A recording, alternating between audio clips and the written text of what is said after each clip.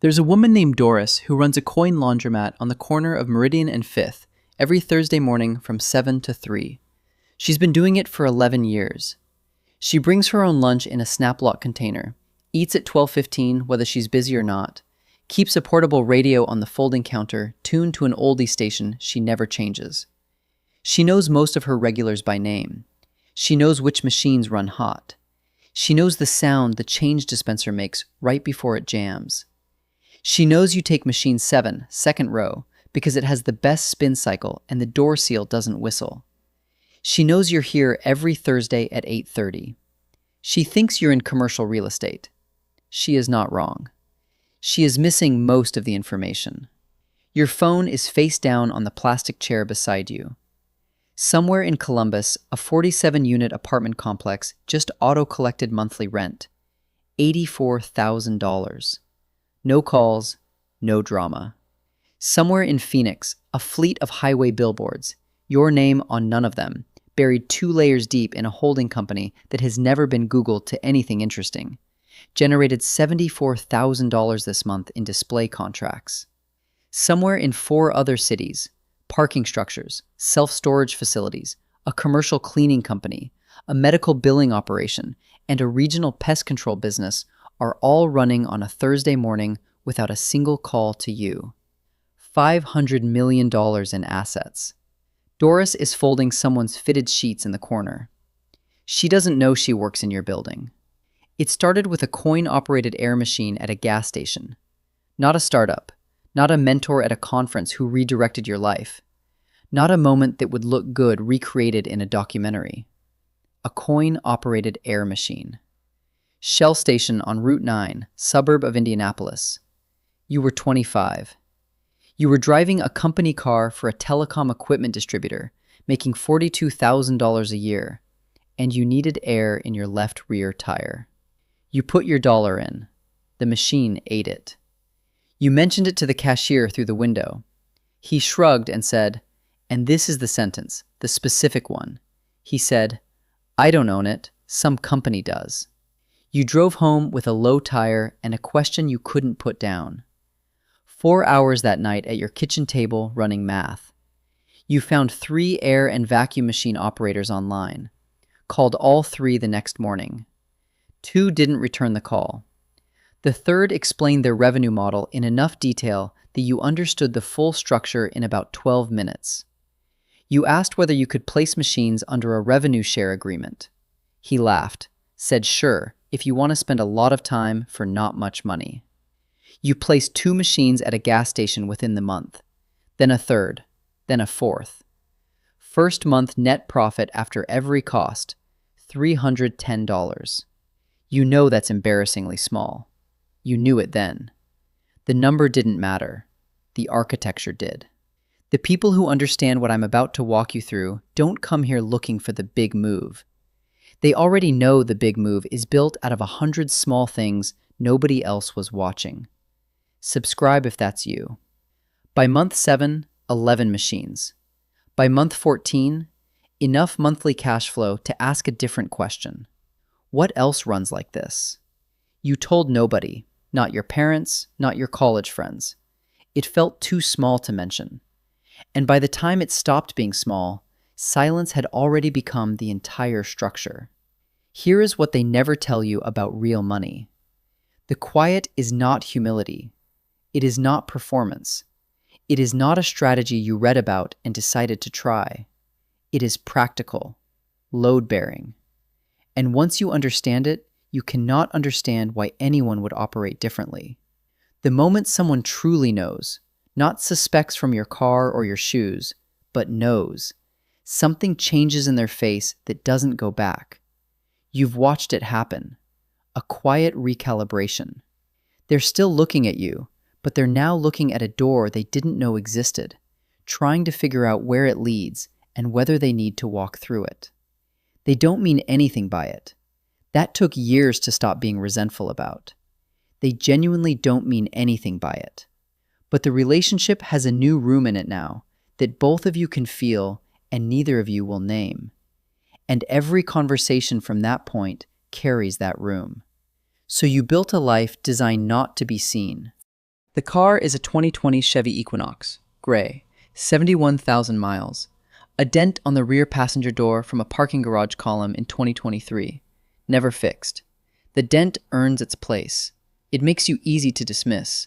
And easy to dismiss is a form of protection that no Range Rover can purchase at any price. At a dinner 2 years ago, a man in an excellent watch asked what you drove. When you said Equinox, his focus moved on mid-sentence in a way he almost certainly didn't notice himself doing.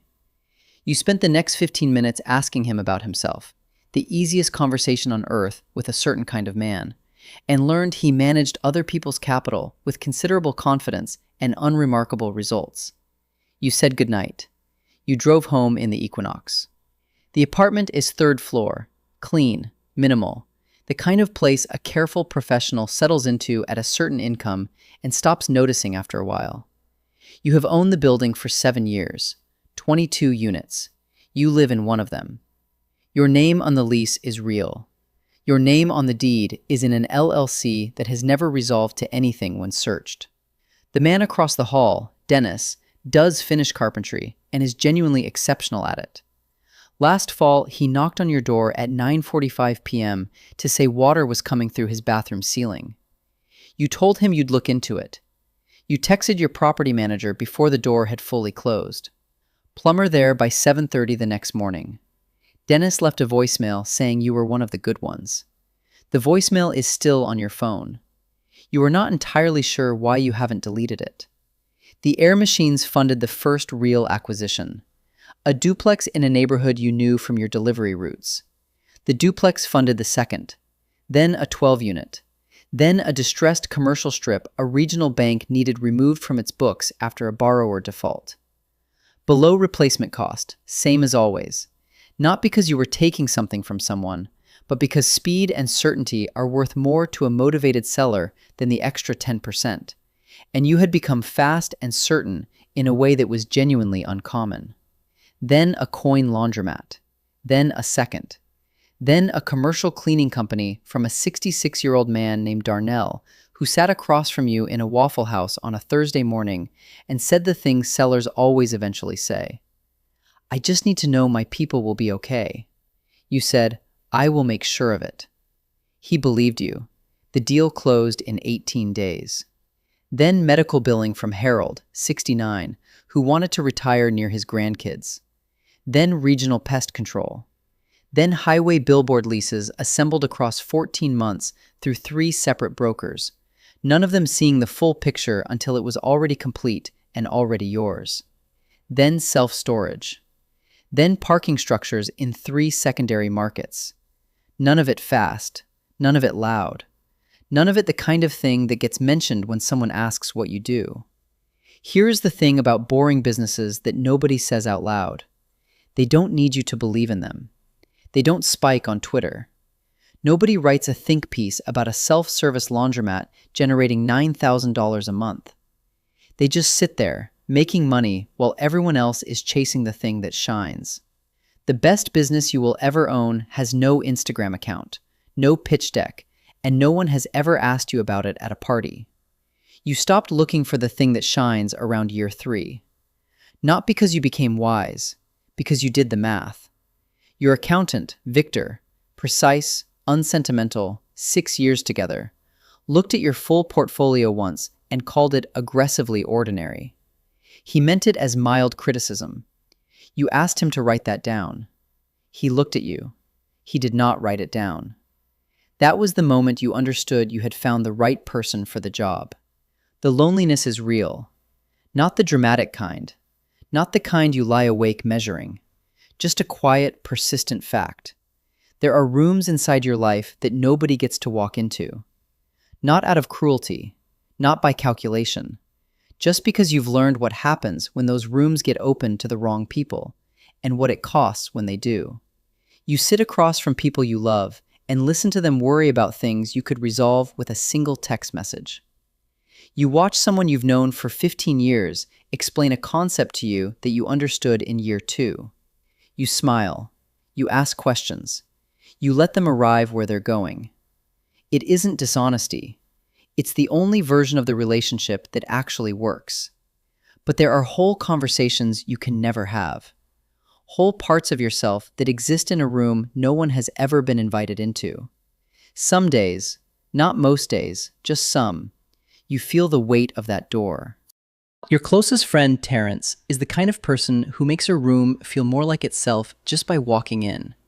Genuinely one of the best people you know. He runs a small construction crew, works harder than almost anyone, has been stuck at the same ceiling for 4 years, not from lack of skill, from lack of capital and the kind of access that capital quietly creates. 2 years ago, he came to you with a real deal.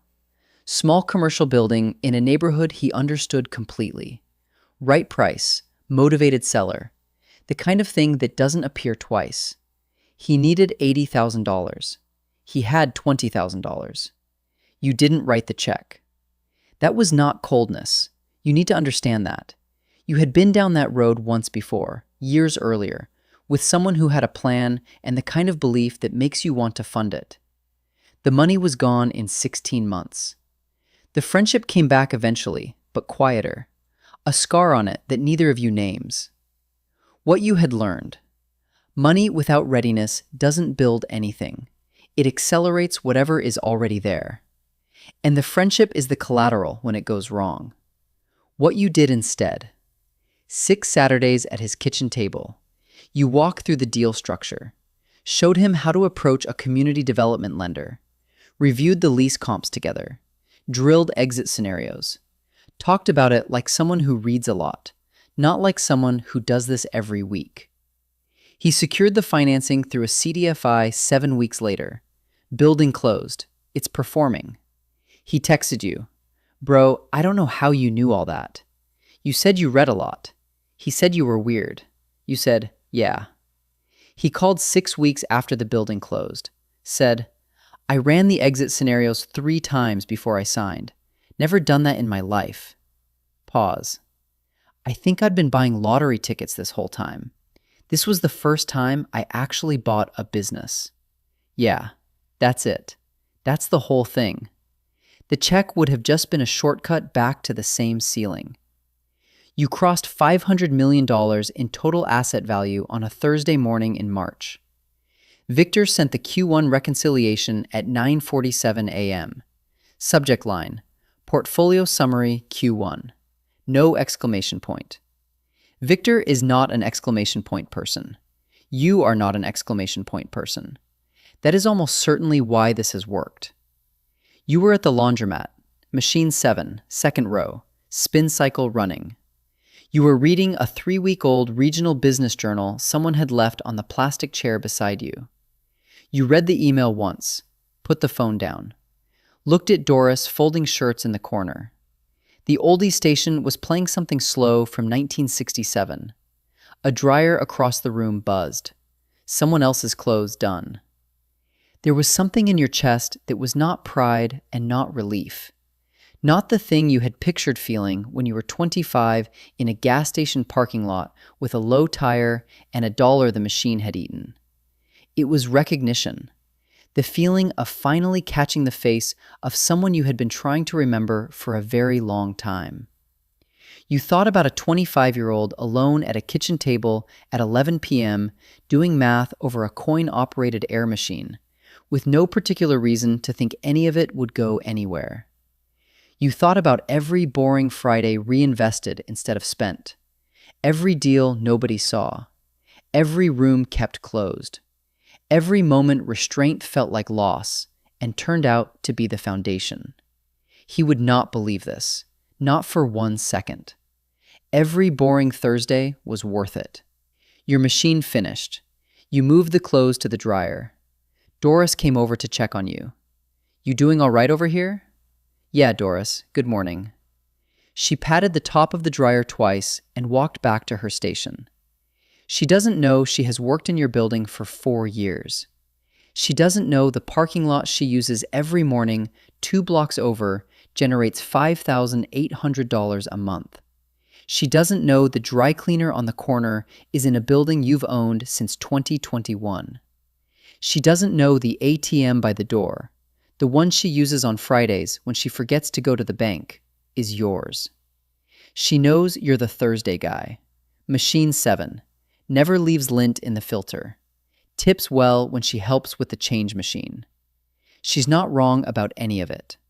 Thursday morning. Machine 7. Your phone shows a message from Victor, a property report from Phoenix, and a new notification.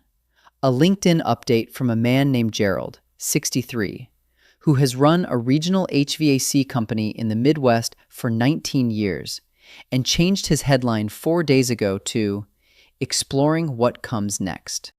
You take out a small notebook, write his name at the top of a blank page, 3 questions below it, the beginning of a framework for a conversation you'll probably have in 4 weeks. Neutral location. You'll let him talk the first 40 minutes. Doris changes the station for a moment, changes it back. Somewhere out there, 31 different boring businesses are running without you. The dryer hums. That's enough. That's more than enough.